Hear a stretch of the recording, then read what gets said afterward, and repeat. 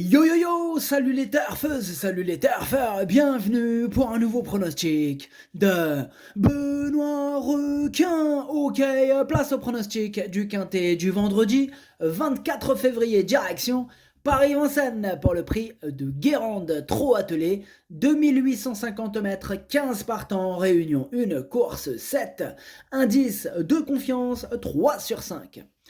Petit retour sur le quintet du jeudi 23 février.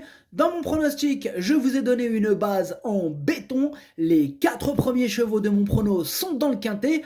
Et pour les VIP, ce jeudi, on a du ticket quintet des ordres qui sont passés. Et ça fait plaisir. Ok, c'est parti, on commence le pronostic et on commence avec le numéro 1, Inès Dermès. Et on écoute l'entraîneur Christophe Hamel. Inès d'Hermès est plus confirmée sous la selle, mais elle commence à gagner en maniabilité à l'attelage. J'insiste donc dans cette spécialité car ses moyens sont évidents. Même si elle fait partie des moins riches, l'engagement reste correct. Elle sera déférée des 4 pieds pour la première fois à l'attelé. Elle ne me surprendrait pas en accrochant une place. Intéressant ce que nous dit Christophe Hamel. Et oui, elle sera du coup déférée des 4 pieds pour la première fois à l'attelé. Donc ça peut faire un déclic, ça peut déclencher quelque chose, ça peut terminer à l'arrivée cette histoire. Donc méfiance. Maintenant voilà, c'est vraiment pas ma préférée. Dans le sens où j'en ai préféré d'autres, tout simplement. Donc moi je dirais plutôt, je rajouterais à Monsieur Hamel, l'entraîneur, je rajouterais en cas de défaillance quand même, en cas de défaillance. Alors, du coup, ce numéro 1, pour les amateurs de chant réduit, pourquoi pas, question de feeling, ce numéro 1 en japonais à Kiken. On enchaîne avec le numéro 2, Ivanika de Loup. Ivanika de Loup, comme vous préférez. On va dire Ivanika de Loup. Alexandre Abrivard, qu'on écoute.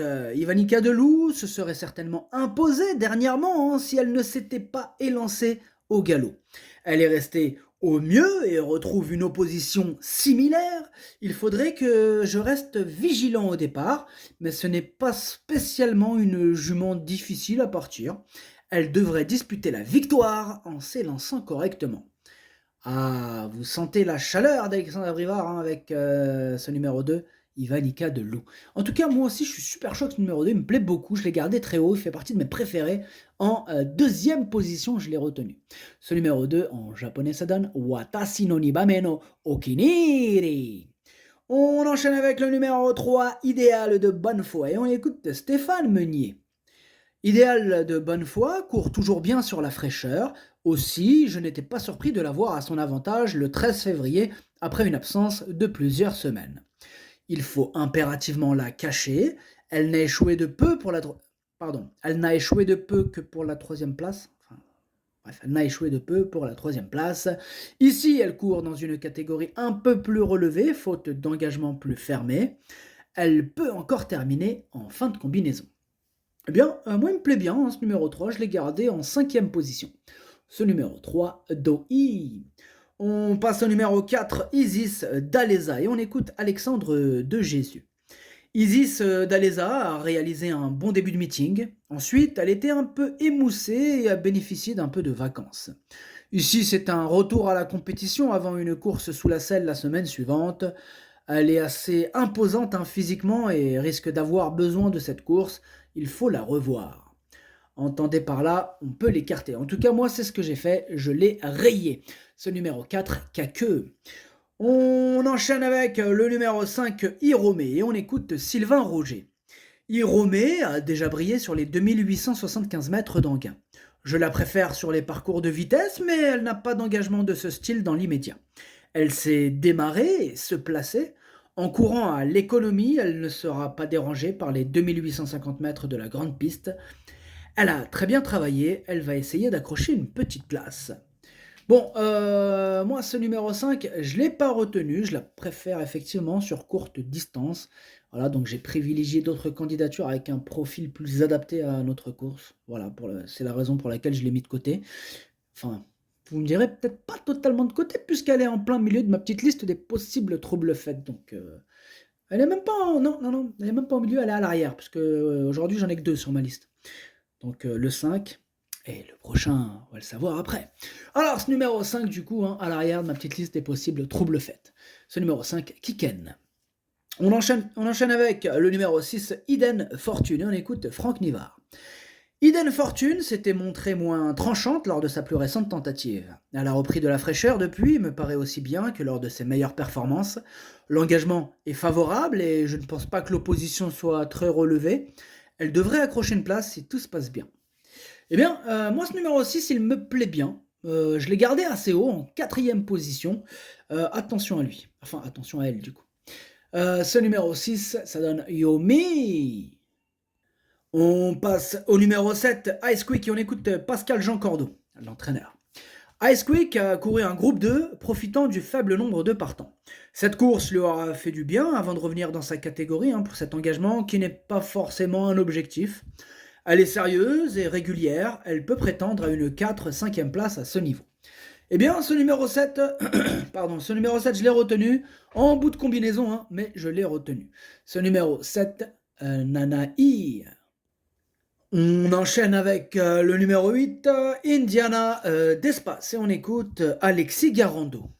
Indiana d'Espace me paraissait fatiguée cet automne et n'avait pas un bon programme cet hiver. Elle va donc effectuer une rentrée après 3 mois d'absence. Elle restera ferrée et il est préférable de l'écarter. Il faudra la retenir lorsqu'elle se présentera pieds nus sur des courtes distances. Bon, moi ce numéro 8, je ne m'attarde pas sur ses chances, je l'ai rayé. Ce numéro 8, Caqueux. On passe au numéro 9, Image d'Atalante, et on écoute David Charbonnel. Image d'Atalante a connu quelques soucis de santé en début d'année, elle n'a pas été revue depuis plusieurs semaines. Au travail, je la trouve bien. J'ai travaillé en conséquence. Néanmoins, le verdict reste la course. C'est une jument de classe que j'estime beaucoup. Elle ne me surprendrait pas en courant très bien d'entrée de jeu à ce niveau. Ah, ce numéro 9, il me fait peur. C'est d'ailleurs celui qui me fait le plus peur. C'est mon gros regret, mon cheval de complément en cas de non partant. Attention, d'ailleurs, hier, jeudi 23, mon gros regret est à l'arrivée. Eh oui, rappelez-vous, c'est celui qui manquait à toute la planète, mon gros regret. Enfin bref. Donc on disait le numéro 9, mon cheval de complément en cas de non partant, Kokai. On enchaîne avec le numéro 10, Idole d'Ourville, et on écoute Emmanuel Varin. Idole d'Ourville avait bien commencé l'hiver avant de connaître un coup de mou début janvier. Elle avait couru de façon rapprochée, s'était heurtée à Iroise de la Noé. Elle a repris de la fraîcheur depuis et a bien travaillé. Je la défère des 4 pieds pour la première fois, elle est capable de se racheter. Déférer des 4 pieds pour la première fois, ça peut faire mal, donc attention à ce numéro 10.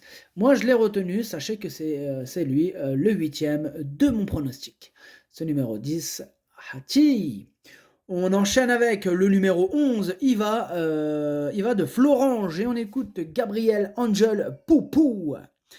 Iva de Florange avait réalisé une bonne saison dernière, mais je pense que nous avons abusé du déferrage, ce qui peut expliquer ces 2 dernières disqualifications. Elle sera donc plaquée ce vendredi. L'engagement est favorable et elle me paraît bien à l'entraînement. Si elle montre son vrai visage, elle devrait accrocher une place, mais j'ai avant tout besoin qu'elle me rassure. Là, il parlait de déferrage abusif. Il ne faut pas en abuser du déferrage. Déjà, après, ça leur fait les sabots, les pieds sensibles. Et donc, du coup, ça se ressent sur les performances du cheval. Donc, voilà. Donc là, ils pensent que c'est à cause de ça, c'est à cause du déferrage qu'il y a eu cette baisse de forme. C'est probable. Maintenant, donc, du coup, il la remet en mode protection. Mais, voilà, elle va quand même essayer de remettre les pendules à l'heure. Voilà. Bon, non, ce numéro 11, je ne l'ai pas retenu. J'en ai préféré d'autres. Là, il me met un peu dans le doute, ce numéro 11, là, avec toutes ces histoires de... Bref, ce numéro 11, c'est lui le chef, le capitaine de ma petite liste des possibles troubles faits, possibles casseurs de tickets repérés. C'est lui le capitaine. Attention à ce numéro 11. Ce numéro 11, Kiken. On enchaîne avec le numéro 12, In Love with Chenu. On écoute Pierre Pellereau. In Love with Chenu a bien couru dans la corde la dernière fois. Précédemment, elle avait été sanctionnée pour allure alors qu'elle avait des ressources. Je comptais sur elle tout l'hiver, mais on a un peu passé à travers. Je m'attends à une belle course et à la voir à l'arrivée, même si elle ne dispose pas d'une grande marge finalement avant coup. Alors, moi, ce numéro 12, c'est un regret. Il pourrait me manquer ce numéro 12 dans mon pronostic, j'en ai vraiment conscience, hein. Et voilà, après, il faut faire un choix, hein, j'en ai préféré d'autres, tout simplement. Donc lui, c'est mon deuxième cheval de complément en cas de non-partance numéro 12. Attention. C'est le numéro 12, Idomenoko Kai. On passe au numéro 13, Istania de Viette. Et on écoute mademoiselle Marie Norberg. Istania de Viette apprécie de coup de... Excusez-moi. Alors, Istania de Viette apprécie de courir de façon espacée. J'ai essayé de la préparer au mieux pour cet engagement idéal. Elle affronte des adversaires à sa portée et je serais déçu si elle ne terminait pas dans le quintet. Eh bien, moi aussi, je serais déçu, étant donné que je l'ai retenu. Bon, en bout de combinaison, hein, mais je l'ai retenu.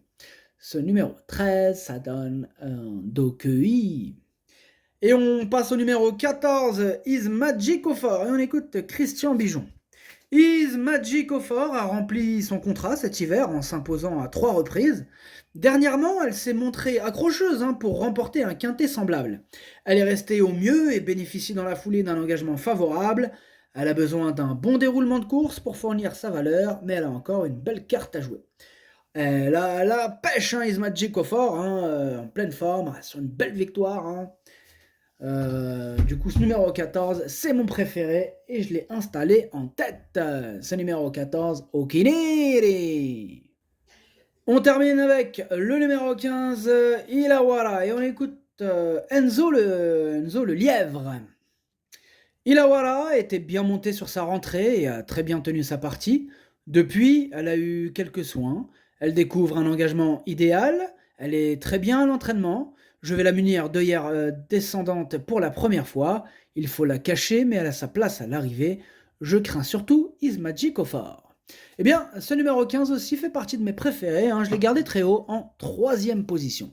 Ce numéro 15, Daisani. Le pronostic, ça donne 14, 2, 15, 6, 3, 13, 7. Merci d'avoir suivi cette vidéo. N'hésitez pas à mettre un pouce bleu si la vidéo vous a plu. Vous aidez ainsi grandement la chaîne. Pour accéder à tous mes tickets pour la course du quintet, rendez-vous directement en description de la vidéo. À jouer avec modération. Bonne chance. Chopez-le moi. Ciao.